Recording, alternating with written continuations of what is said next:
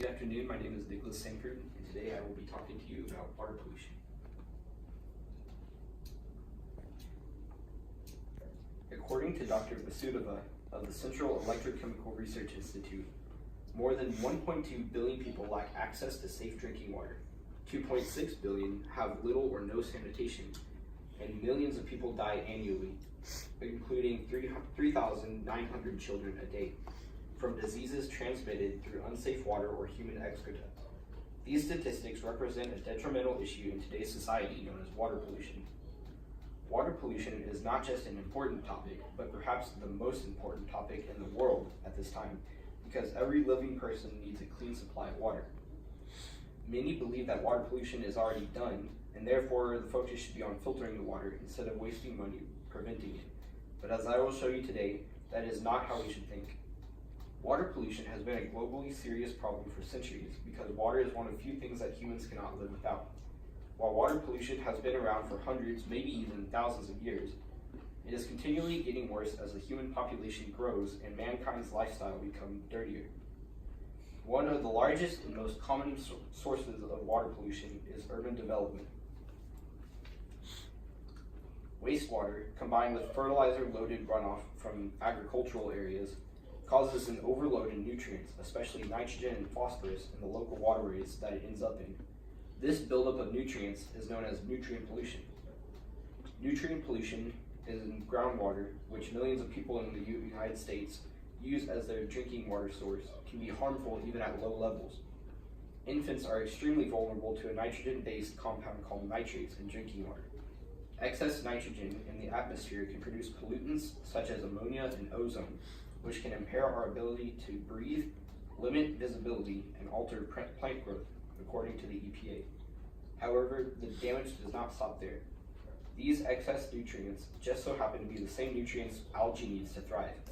Therefore, nutrient-polluted waterways experience large-scale algal blooms, which deprive aquatic wildlife, such as fish and shellfish, of the oxygen they need to survive. However, this problem does not only affect animals. These algal blooms can even cause serious health problems, such as respiratory infections in humans. While nutrient pollution is the most common form of water pollution worldwide, it is quite far from the only form. The battery industry can cause lead, cadmium, and mercury poisoning of water. However, these heavy metals are much more complicated to reverse. The biggest problem with water pollution, however, is the lack of effort to fix it. Most U.S. citizens have been educated on the fact that most municipal tap water is contaminated in some way. Therefore, most families that can afford it buy a water filtration system, such as RO, reverse osmosis filtration, or water softeners. However, in areas that are less privileged, many families still consume tap water as their only means of hydration. In other parts of the world, individuals do not even have this privilege and are sometimes forced to drink water straight out of highly polluted sources, such as rivers or lakes. These circumstances put the individuals at high risk for all of the health risks mentioned previously. Since this problem is so devastating, it is a wonder that it is not portrayed more to the masses. Many believe that the damage is already done, and that civilians cannot play a large enough part to actually combat water pollution. However, if only 50% of U.S. citizens changed their lifestyle to limit water pollution, it would make the majority of major water sources safe for consumption with only minimal filtration. In bodies of water such as oceans and huge rivers, where it is virtually impossible to try to filter out water pollutants, the damage that has already been done by pollution may never be reversed. However, preventing further pollution of water bodies and other drinking water would not be despised. As mentioned previously, the most common form of water pollution is nutrient pollution, and it is also the easiest to prevent. Urban cities cause the most nutrient pollution, so the most effort should be focused on cleaning up city design. Implementing more areas without concrete, especially those with plants in them, would lead to most of the nitrogen and phosphorus getting absorbed by the plants before reaching any waterways. Other than that, civilians play a large part in managing their fertilizer usage, pet waste, and some soaps, which all contain heavy amounts of nitrogen and phosphorus.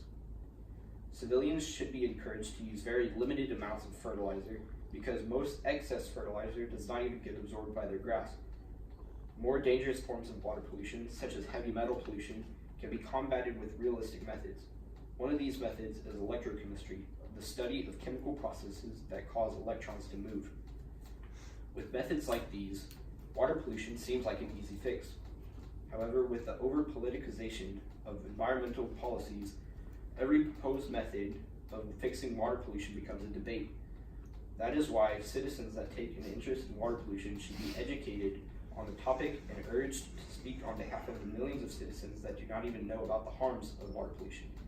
This way, the whole community can push their representatives to fix their policies. Water pollution is not a conspiracy. It is felt worldwide, affecting almost every human on Earth at some point or all points of their lives. From simple nutrient pollution to the contamination of radioactive materials, all odds are stacked against safe, healthy drinking water. Some of the damage done to the Earth's water will most likely be here long after humans are gone, yet there are several reliable methods of prevention and reversal. If civilians are more educated and pressured to limit their environmental impacts, the entire Earth will benefit greatly.